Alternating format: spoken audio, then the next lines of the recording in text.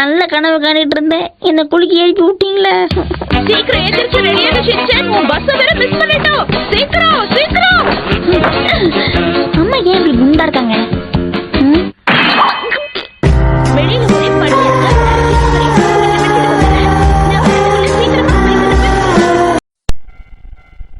சரி டிவி பாப்போம்.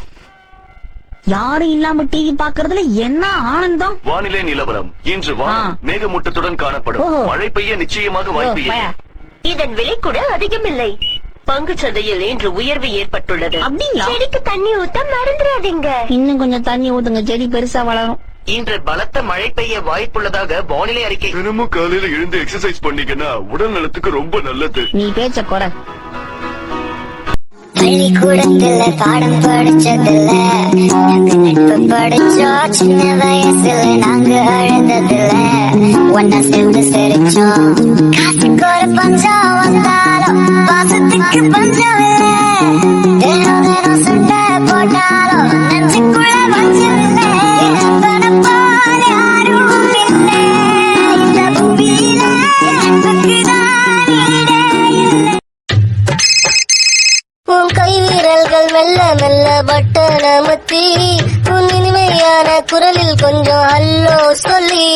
உன் கை வீரல்கள் மெல்ல மெல்ல பட்டன முத்தி, உன் இனிமையான குரலில் கொஞ்சம் ஹல்லோ சொல்லி.